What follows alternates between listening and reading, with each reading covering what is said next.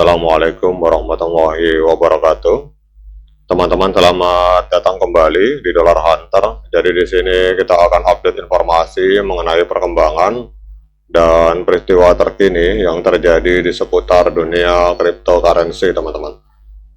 Namun seperti biasa, sebelum kita berbicara tentang dunia kripto, mari hari ini kita berdoa bersama-sama, memohon pada Allah agar kita semua senantiasa diberikan nikmat berupa kesehatan dan juga diberikan keberkahan dalam tiap rezeki yang kita terima pada hari ini, teman-teman.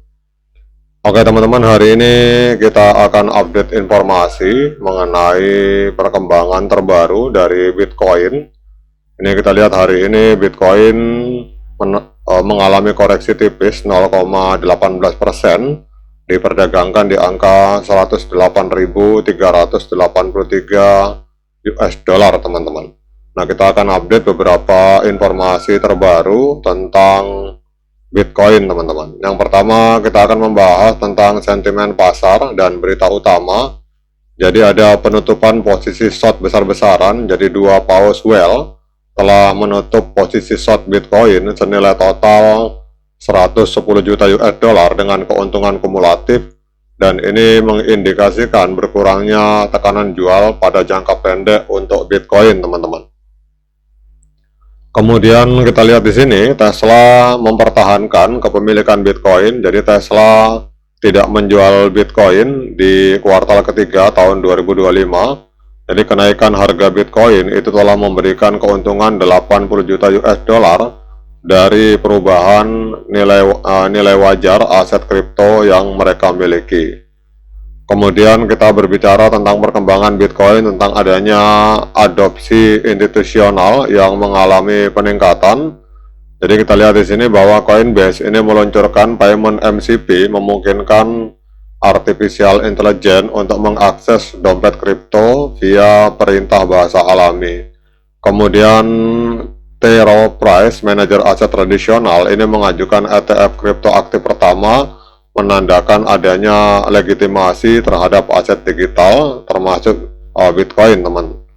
Kemudian kita lihat di sini untuk aktivitas jaringan dan teknis, ini peningkatan aktivitas jaringan, jadi alamat aktif harian ini meningkat stabil, mencerminkan adopsi yang berkelanjutan, teman-teman. Kemudian untuk hash rate tetap tinggi, menunjukkan keamanan jaringan Bitcoin yang kuat. Kemudian untuk kesulitan penambangan ini mencapai rekor baru, menandakan persaingan yang sangat ketat di antara para penambang Bitcoin, teman-teman. Nah, kemudian untuk faktor makro, ini ada masalah likuidasi, teman-teman. Jadi total likuidasi jaringan ini 531 juta US dollar dalam 24 jam, didominasi posisi long 402 juta US dollar, mencerminkan adanya volatilitas tinggi, teman-teman. Kemudian yang berikutnya kita membahas tentang faktor makro dan regulasi. Jadi Australia ini mengadopsi kripto secara stagnan, jadi kepercayaan publik turun meskipun pemerintah Australia itu mempercepat reformasi regulasi. Kemudian untuk masalah perang tarif di antara Amerika Serikat dan Cina, jadi pembicaraan perdagangan berlanjut dengan ketegangan masalah tanah jarang, teman-teman, dan kontrol ekspor perangkat lunak dari Cina. Kemudian yang berikutnya untuk rekomendasi dan proyeksi, ini harap netral dan hati-hati dalam jangka pendek. Untuk indikasi positifnya adanya adopsi institusional, masalah ETF dan Tesla, kemudian adanya hash rate yang tinggi. Namun untuk resikonya yaitu kita harus waspada terhadap volatilitas tinggi dan juga waspada terhadap sentimen global terkait kebijakan moneter Amerika Serikat, terutama pada persoalan perang tarif antara Amerika Serikat dan Cina, teman-teman. Kemudian kalau kita lihat secara keseluruhan, ini kondisi market cenderung berdarah, teman-teman. Jadi Bitcoin memang mengalami koreksi 0,21%, sehingga hampir semua narasi mengalami pendarahan, teman-teman. Nah, kemudian kita cek ini, teman-teman, untuk ETF.